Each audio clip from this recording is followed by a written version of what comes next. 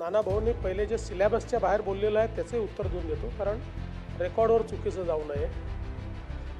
निराधारचे कोणतेही पैसे रोखलेले नाहीत। उलट आता व्यवस्था अशी केली आहे, पूर्वी निराधारचे पैसे कलेक्टरकडे, तिथनं खाली, आता थेट खात्यात देतो। अध्यक्ष महाराज, माननीय मुख्यमंत्री महोदय म्हणाले की याच्यावर सगळं राजकारण होतंय आणि राजकारण लोक करतात आहेत। कोणालाही या प्रश्नावर राजकारण करायचं कारण नाही।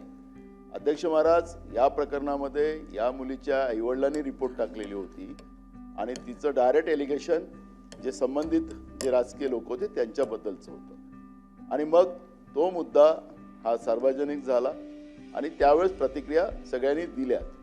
अध्यक्ष महाराज, हे एकच डॉक्टर प्रकरण, मी नाव घेत नाही त्यांचं, डॉक्टरचं जे प्रकरण झालं, अध्यक्ष महाराज, स्वारगेटचं प्रकरण असेल, महाराष्ट्रामध्ये मोठ्या प्रमाणात होतात आहे।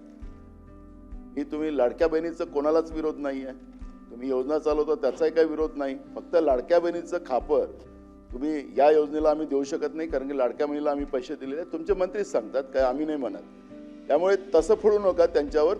काही सगळ्या योजना, निराधारचे पैसे सुद्धा तुम्ही देत नाही आणि सांगतात की लाडक्या बहिणीमुळे देत नाही, त्यामुळे तसं खापर फोडू नका लाडक्या बहिणीवर, हे एवढंच आमचा आक्षेप आहे त्याच्यामध्ये। पण मी आपल्याला या निमित्ताने एवढं सांगतो की ही जी घटना आहे ही सातत्यानं महाराष्ट्रामध्ये या पद्धतीच्या घटना होतात आहेत, हे तुम्हालाही नाकारता येत नाही आणि आम्हालाही नाकारता येणार नाही।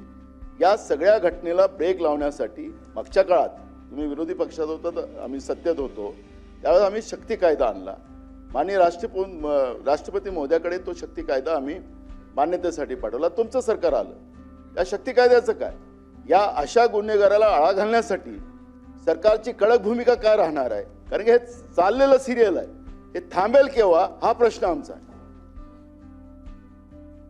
नाना भाऊंनी पहिले जे सिलेबसच्या बाहेर बोललेलं आहे त्याचे उत्तर देऊन देतो, कारण रेकॉर्डवर चुकीचं जाऊ नये। निराधारचे कोणतेही पैसे रोखलेले नाहीत।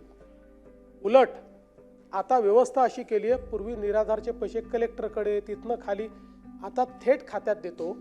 आता फक्त ज्या लोकांचे KYC होऊ शकले नाहीत, प्रत्येक जिल्ह्याला सांगितलेलं आहे 10% लोक आहेत की ज्यांचे KYC अद्यापही झालेले नाहीत, जिल्हाधिकाऱ्यांना त्याचे टार्गेट दिलेले आहेत। ते KYC झाल्यानंतर अशी व्यवस्था केली आहे की निराधारचे पैसे हे 1 तारखेला त्यांच्या खात्यामध्ये जातील।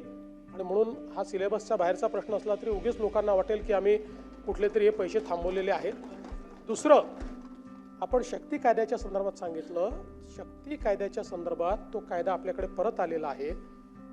शक्ती कायद्याच्या संदर्भात आपण कुठलाही कायदा करत असताना संविधानाने राज्याला आणि केंद्राला काही अधिकार दिलेले आहेत आणि राज्याचे अधिकार हे केंद्रीय कायद्यांवर अधिक्षेप करू शकत नाहीत। काही प्रमाणात जिथे कॉन्करंट लिस्ट आहे तिथे ते अधिक्षेप झाले तर त्याला राष्ट्रपती मान्यता देऊ शकतात। त्या पद्धतीनं आपला जो कायदा आहे, हा कायदा हा संविधानाने आपल्याला दिलेल्या अधिकारांचा अधिक्षेप करणारा आहे आणि म्हणून त्यांनी आपल्याला परत केला। आणि आपलाच नाही तर ज्या कायद्याकडे बघून आपण हा कायदा तयार केला तोही कायदा मंजूर होऊ शकला नाही आणि म्हणून आता त्याच्यावर आम्ही वर्किंग करतोय। विशेषतः आता आपण जे शक्ती कायद्यामध्ये काही गोष्टी केल्या होत्या त्यातल्या काही गोष्टी या ऑलरेडी नवीन 3 कायद्यात त्या कायद्यांमध्ये आलेल्या आहेत।